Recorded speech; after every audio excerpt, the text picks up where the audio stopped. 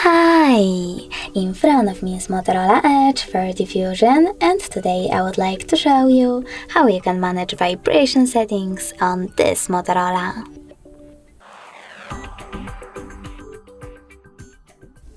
First of all, go into settings. Then you need to choose sound and vibration section over here and scroll down.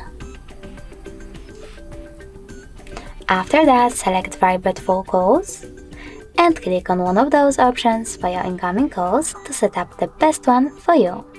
Never vibrate, always vibrate, or vibrate first, then ring gradually.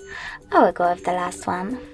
Then click on the back button and click on shortcut to prevent ringing. Over here you can set up vibrate by clicking on it. Now you need to scroll down and click on the switcher next to outgoing call vibration to switch it off or on, and also tap on the switchers next to charging sounds and vibrations and touch vibration to switch off or on those two features.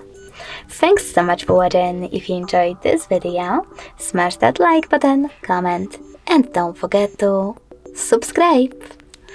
Bye!